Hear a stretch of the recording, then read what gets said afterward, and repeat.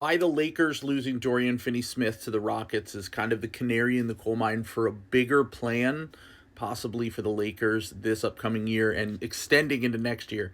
Dan Wojcicki of the Los Angeles Times reported they're expected to lose Dorian Finney-Smith. Jake Fisher reported this yesterday. It's pretty much a done deal. It feels like the Rockets are about to sign Dorian Finney-Smith for the mid-level exception, but I feel like there's something bigger at play here, and it has to do with the Lakers' cap space plan for next offseason.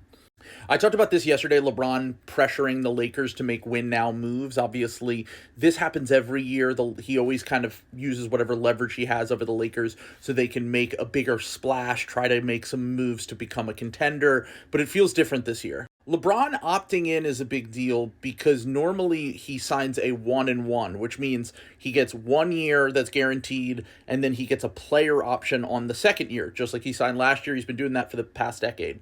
But with LeBron off the books a year from now and Dorian Finney-Smith also potentially walking in free agency, this is what the Lakers books look like. Basically, you have the Luka Doncic player option, you have the Austin Reeves player option, which he will certainly reject because he can make a lot more money in free agency, whether that's from the Lakers or another team.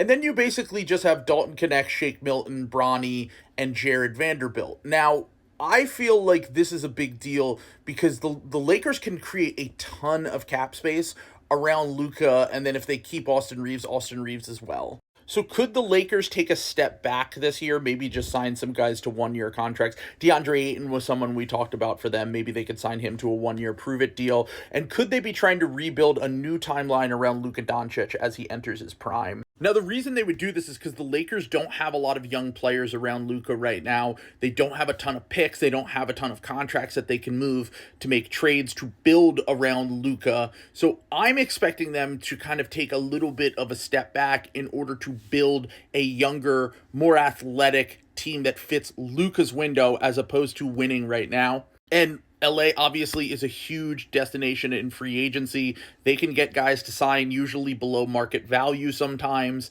and it would be really interesting to see what they could do if they had like $100 million in cap space around Luka. Another wrinkle in this is that they will have one more tradable first a year from now. They don't have a ton of tradable first right now, so they could potentially go into next offseason with multiple picks to trade, a ton of cap space to take guys into salary cap space, sign free agents, or maybe even make a splash play for a big name out there.